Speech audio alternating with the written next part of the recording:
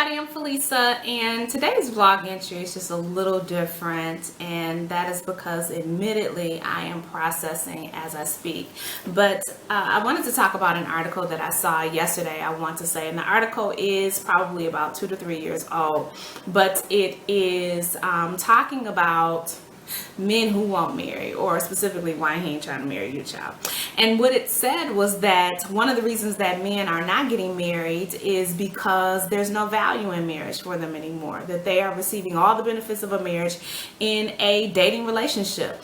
And so why should they basically buy the cow when they're getting the milk all packaged and tied up in a bow, and the milk is making appointments and giving it sex and cooking for it and all that kind of stuff. But I thought about that, and I think that there is some validity to that argument. Now, I am all for women being sexual beings and sexual creatures and expressing herself any way she sees fit, as long as it is not bringing damage to her psyche or to her physical well-being. But at the same time, I think that we have to recognize that we sometimes are at a disadvantage when it comes to things like that. Now, I know that there are women out there who are able to sleep with men and they don't develop any kind of emotional attachment, and are none the worse for the experience.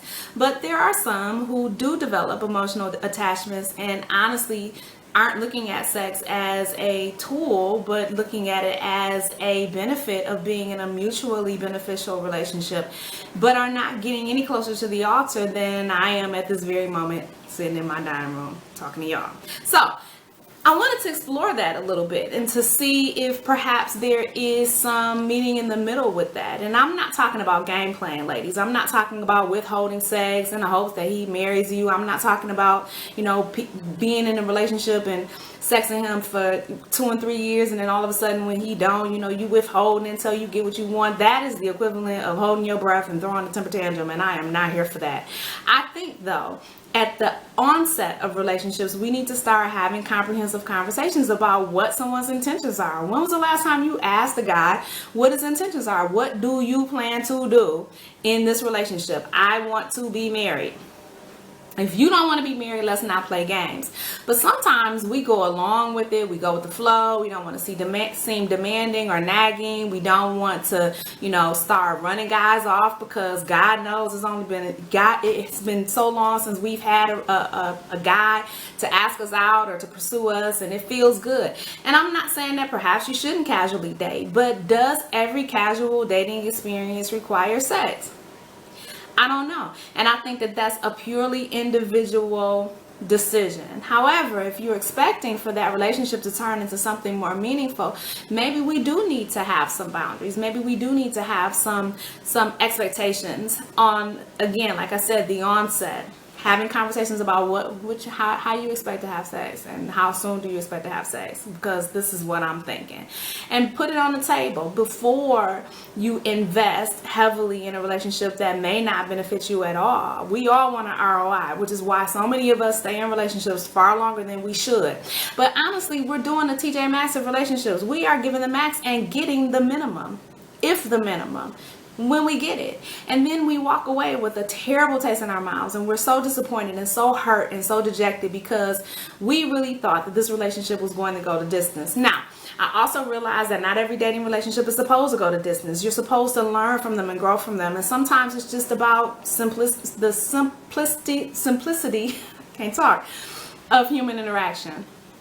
And if that's the case, then you make a decision on a case-by-case basis. But if you honestly want more out of a relationship, then perhaps we need to start having difficult conversations. It's not nagging. It's not, being desperate. It's about guiding the ship in which you're sailing on. What are you doing? And it prevents you from investing time, effort, and energy into a man who has zero desire to marry you or anybody else. Or maybe he wants to marry somebody else, but you don't have to be the prep. You don't have to be the hype man, so to speak. You don't have to be the person that comes and prepares him for marriage and then he goes on and marries somebody else. What the heck is that? No, we don't need to do that. So I think that if we start remembering that up until probably the 1940s or 50s, there was no concept of dating. Not really. It was about courtship. Men came to your house to see you in the presence of your parents for the purposes of marriage. period. He wasn't getting nothing else, but you know, still the point was he was marriage minded, and there was a certain expectation of what he brought to the table, just like there was a certain expectation of what women brought to the table. Now, I'm not suggesting that we return to a puritanical society where, you know, women's vaginas are heavily monitored and regulated. I'm not suggesting that at all. That will not be good for society and nobody. But I'm also thinking that perhaps we need to have a healthy dose of meeting in the middle, where yes, we recognize that we are in full control over our bodies, and yes, we recognize that sex is a wonderful thing in context, but should it be given out like hellos? I don't know. And I think that every woman needs to make that decision and come to that conclusion. Whatever it is that you decide, please let it be because that is what you want to do, not because that is something that you've grown accustomed to doing.